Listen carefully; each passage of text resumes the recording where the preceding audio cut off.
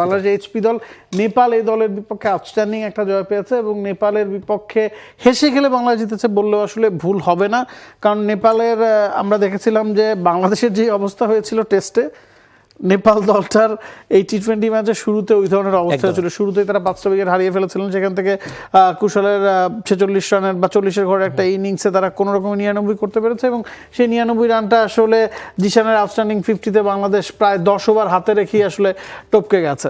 বোলিংটা থেকে যদি আসি, আমার মনে হয় স্পিনার রুবেলকে নিয়ে আলাদা করে একটু আলোচনা করতে হবে। তার নামের সঙ্গে 4টা উইকেট, কিন্তু এই একটা ম্যাচ না, মানে অস্ট্রেলিয়াতে ডারউইনে রুবেল খুব ভালো পারফরমেন্স করছেন, ব্যাপারটা এরকম না। নাবিল কাছে আপনি সবশেষ ঢাকা প্রিমিয়ার ডিভিশন ক্রিকেট লিগটা যদি চিন্তা করেন, মানে সেরা দুই বোলার ছিলেন আলিস আর রুবেল। রহস্য স্পিনে দুজন খুব ভালো বল করছেন। এখন রহস্য স্পিন বলতে আমরা কি বুঝি? মিস্ট্রি স্পিন, যেটা অনেক ধরনের বল করতে পারেন, অফ স্পিন, গুগলি বা অসংখ্য ভ্যারিয়েশন রয়েছে রুবেলের।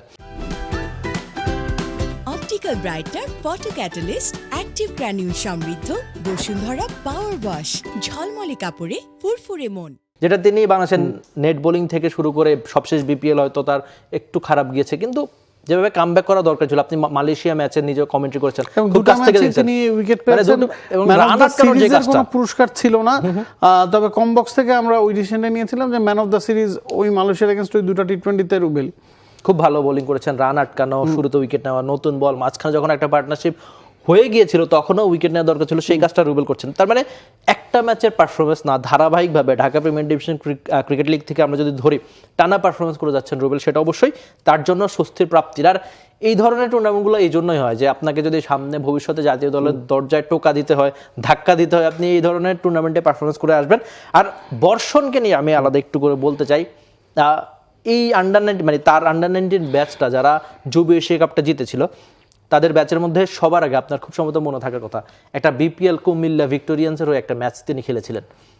তার ব্যাচের কেউ তখন বিপিএল খেলতে পারে নাই বা আলোচনায় আসে নাই, তারপর হয়তো জিসানরা বা অন্যরা এসেছিল, কিন্তু এসে তিনি হারিয়ে গিয়েছিলেন।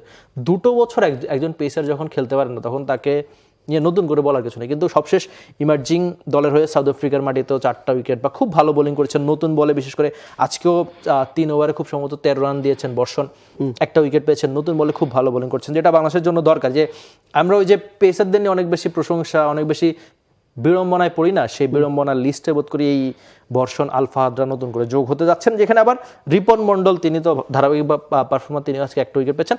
আর ব্যাটিংয়ে যেটা বললেন যে জিশান নিজের দিনে যদি অল্প কটা বল খেলতে পারেন, 28 বলে 50 করেন, 30 বলে 50 করেন, মানে 180 স্ট্রাইক রেটের মতো তিনি 50 করতে পারেন। এবং আমি একটু জানিয়ে রাখতে চাই যে এই টুর্নামেন্টটাতে আমরা দেখেছি বাংলাদেশকে রেগুলার পার্টিসিপেট করতে গেল 2টা বছর ধরে, এবং বাংলাদেশ এ দল বলুন বা এইচপি দল বলুন, বাংলাদেশ একটা ভালো দল নিয়ে এই টুর্নামেন্টটা খেলতে চায়।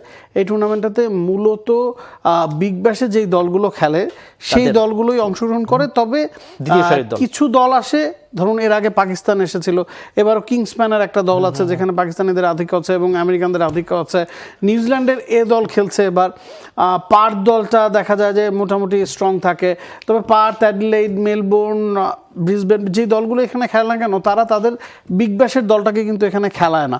দেখা যায় যে বিগ ব্যাশের 9 জন প্লেয়ার কারা খেলবেন একাদশে তারা জানেন, বাকি যে 2টা স্পট নিয়ে তাদের কাটাছেড়া করতে হয়, ওই স্পটগুলোর জন্য যারা লড়াই করেন তাদেরকে এখানে খেলানো হয় এবং দ্বিতীয় সারির একাদশটা খেলানো হয়।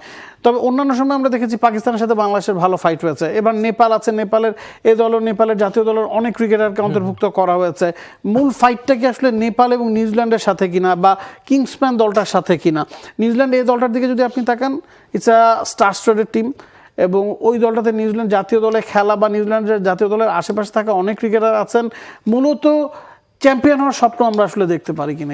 খুব সম্ভবত মাঝখানে একবার আমরা রানার আপ হয়েছিলাম, অল্পের জন্য চ্যাম্পিয়ন হতে পারেন, তো আমার মনে হয় চ্যাম্পিয়ন হওয়া উচিত। আর আপনি তো বাকি দলগুলো নিয়ে বললেন, এখন আপনি যদি বাংলাদেশের ক্রিকেটারদের দিকে তাকান, আমি দেখছিলাম টেবিল দেখছিলাম এবং দলগুলো দেখছিলাম, আমার কাছে মনে হচ্ছে যে নিউজিল্যান্ড দলটা শক্তি সামর্থ্যে হয়তো বাংলাদেশের চেয়ে এগিয়ে থাকতে পারে, তাদের কিন্তু এ দল খেলছে, বাংলাদেশের এইচপি দল খেলছে। তো আমার কাছে মনে হচ্ছে যে নিউজিল্যান্ড দলটার সাথে বাংলাদেশের একটা ভালো কম্পিটিশন হওয়ার কথা। কিংসম্যান দলটাও যথেষ্ট ভালো, কারণ সেখানে পাকিস্তানি ক্রিকেটারদের সাথে পাকিস্তান, ইন্ডিয়া বা যারা অস্ট্রেলিয়ান বংশোদ্ভূত আমেরিকার হয়ে খেলছেন সে ধরনের কিছু প্লেয়ার আছে। এই তিনটা দলের মধ্যে একটা জম্পেশ ফাইট হওয়ার কথা, তবে নিউজিল্যান্ড এই দলটা যথেষ্ট স্ট্রং। না এখানে আমার মনে হয় একটু ফারাক আছে নাবিল কাছে। আমার যেটা মনে হচ্ছে যে ঠিক আছে আমরা নামে এইচপি দল, কিন্তু কাজে প্রায় এই দলের কাছে। আমাদের শামীম হোসেন পাটোয়ারি রয়েছেন, সাব্বির রহমান রহমান রয়েছেন, যারা কিনা জাতীয় দল রয়ে তাদের নামের পাশে অসংখ্য ম্যাচ রয়েছে। বা আপনি আজকে যারা পারফরমেন্স করেছেন তারাও অলরেডি বাংলাদেশ টি-20 ক্রিকেটের প্রেক্ষাপটে যে সামনে কারা খেলবেন জাতীয় দলে তাদের বেশ লম্বা লিস্ট যদি আপনি করেন এই নামগুলো অবশ্যই পাবেন। তেমন হচ্ছে যে বাংলাদেশের অন্তত ভালো ক্রিকেটটা খেলা উচিত, চ্যাম্পিয়ন হওয়া উচিত। For more updates, subscribe to our YouTube channel and click on the bell icon. Follow us on Facebook and Instagram.